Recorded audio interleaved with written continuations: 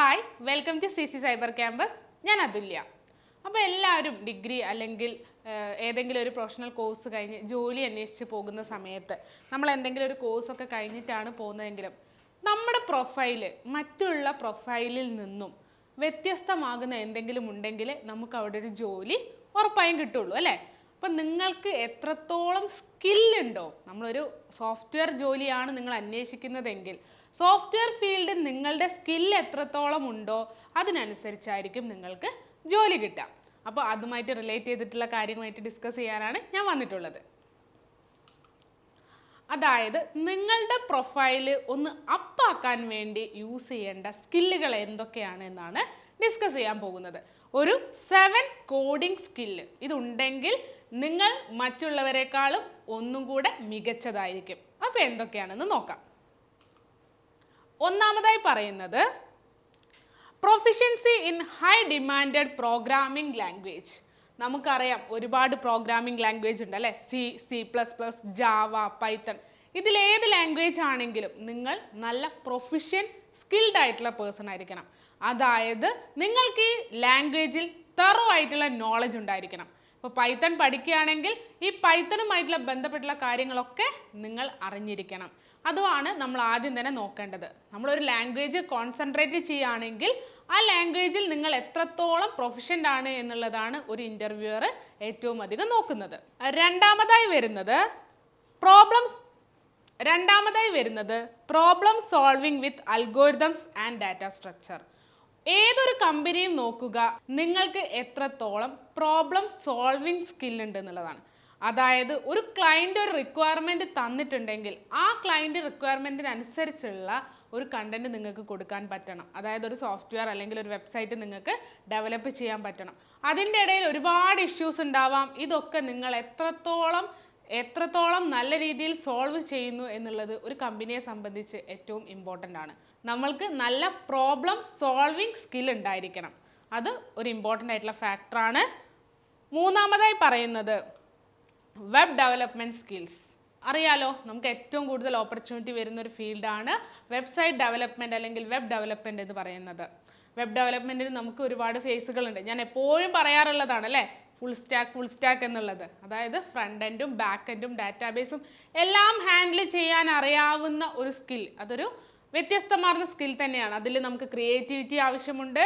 അതായത് നമുക്ക് നല്ല ഫങ്ഷനാലിറ്റീസ് ആവശ്യമുണ്ട്. സോ ഇതെല്ലാം കൂടെ കൂടി ചേരുമ്പോൾ മാത്രമേ നമ്മളൊരു വെബ് ഡെവലപ്പർ ആവുകയുള്ളൂ. സോ നമുക്ക് എത്രത്തോളം വെബ് ഡെവലപ്മെൻറ്റ് സ്കിൽ ഉണ്ട് എന്നുള്ളതും ഇമ്പോർട്ടൻ്റ് തന്നെയാണ്.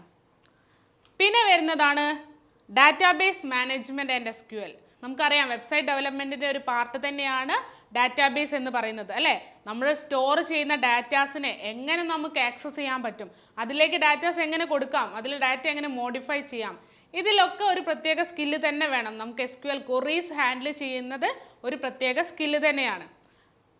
അഞ്ചാമത്തെ സ്കില്ല് എന്ന് പറയുന്നത് എക്സ്പീരിയൻസ് വിത്ത് ക്ലൗഡ് പ്ലാറ്റ്ഫോം. നമുക്കറിയാം ഇപ്പോൾ നമ്മളൊന്നും സ്റ്റോർ ചെയ്യുന്നത് പെൻ ഡ്രൈവിലോ ഡിസ്കിലോ ഒന്നും അല്ല അല്ലേ? നമ്മുടെ ഡാറ്റാസ് ഒക്കെ നമ്മൾ എവിടെയാണ് സ്റ്റോർ ചെയ്യുന്നത്? ക്ലൗഡിലാണ്. അപ്പം നമ്മുടെ ഒരു പ്രൊജക്റ്റ് ചെയ്തിട്ടുണ്ടെങ്കിൽ അത് നമ്മൾ പ്ലേസ് ചെയ്യുകയും എവിടെയാണ്? Cloud, AWS cloud.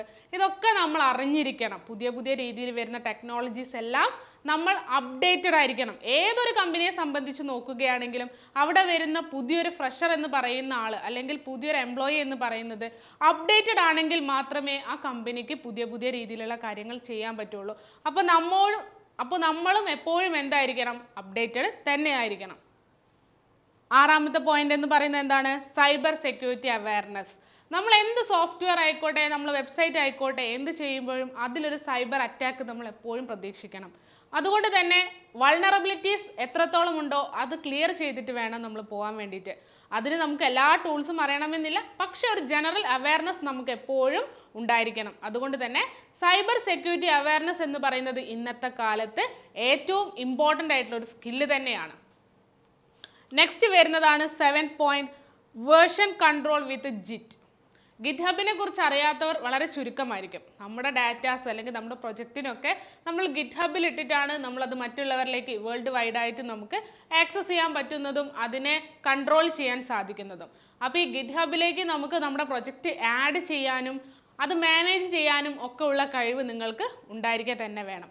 അപ്പം മെയിനായിട്ട് വേണ്ട ഒരു 7 സ്കില്ലാണ് ഞാൻ നിങ്ങൾക്ക് മുന്നിൽ ഷെയർ ചെയ്തിട്ടുള്ളത്. ഈ സ്കില്ലുകളൊക്കെ നിങ്ങൾക്കുണ്ടെങ്കിൽ നിങ്ങൾക്കൊന്നും പേടിക്കേണ്ട കാര്യമില്ല. നിങ്ങൾക്ക് ഏതൊരു കമ്പനിയിലാണോ നിങ്ങൾ ഇൻ്റർവ്യൂ പോകുന്നത് ആ കമ്പനിയിൽ നിങ്ങൾക്ക് ജോലി ഉറപ്പാണ്. കാരണം ഏതൊരു കമ്പനിക്കും ഇമ്പോർട്ടൻ്റ് ആയിട്ട് വേണ്ട 7 സ്കില്ലാണ് ഞാൻ നിങ്ങൾക്ക് ഷെയർ ചെയ്തത്. ഓക്കെ, അപ്പോൾ നമ്മുടെ സ്ലൈഡ് മാറിയിട്ട് അവിടെ കോമ്പറ്റീറ്റീവ് ക്രാക്കർ വന്നു അല്ലേ. സൈബർ ക്യാമ്പസിൻ്റെ പാരൻറ്റ് കമ്പനിയാണ് കോമ്പറ്റീറ്റീവ് ക്രാക്കർ. LPSA, UPSA അതുപോലെ തന്നെ കേട്ടറ്റ് എക്സാമുകൾക്ക് ഏറ്റവും അധികം റിസൾട്ട് വന്നിട്ടുള്ള ഒരു ഇൻസ്റ്റിറ്റ്യൂട്ടാണ് കോമ്പറ്റീറ്റീവ് ക്രാക്കർ എന്ന് പറയുന്നത്. അപ്പോൾ കോമ്പറ്റീറ്റീവ് ക്രാക്കർ ഈ വിജയദശമിക്ക് ഒരു വലിയൊരു ഓഫറുമായിട്ടാണ് എത്തിയിട്ടുള്ളത്. LP, UP, കേട്ടറ്റ് എക്സാമുകൾക്ക് 50% ഓഫറോട് കൂടി നിങ്ങൾക്കിനി സ്വന്തമാക്കാൻ സാധിക്കും. അതുപോലെ തന്നെ ഒരുപാട് ഓഫേഴ്സ് മറ്റു കോഴ്സുകൾക്കും അവൈലബിൾ ആണ്. അപ്പോൾ കോഴ്സുകളുടെ ഓഫർ അറിയേണ്ട ആൾക്കാരാണെങ്കിൽ ഈ നമ്പറിൽ കോൺടാക്ട് ചെയ്യുക. 977828269292 എന്ന നമ്പറിലേക്ക് കോൺടാക്ട് ചെയ്തോളുക. അപ്പോൾ നിങ്ങളുടെ ഫ്രണ്ട്സ് അല്ലെങ്കിൽ റിലേറ്റീവ്സ് ഒക്കെ LP, UP എക്സാം ഒക്കെ എഴുതാൻ വേണ്ടി വെയിറ്റ് ചെയ്യുന്ന ആൾക്കാരായിരിക്കും അല്ലേ. അതുപോലെ തന്നെ കേട്ടറ്റുകൾ ട്രൈ ചെയ്യുന്നവരായിരിക്കും. അവർക്കെല്ലാം ഈ വീഡിയോസ് ഷെയർ ചെയ്ത് കൊടുക്കുക. അതുപോലെ തന്നെ ഈ ചാനൽ ആദ്യമായിട്ടാണ് നിങ്ങൾ കാണുന്നതെങ്കിൽ സബ്സ്ക്രൈബ് ചെയ്യാൻ മറക്കരുത്. നമ്മൾ ഒരുപാട് വീഡിയോസ് മുന്നേയും ചെയ്തിട്ടുണ്ട്. ഇനിയും ഇതുപോലത്തെ പുതിയ പുതിയ വീഡിയോസുമായിട്ട് വരുന്നതാണ്. Okay, thank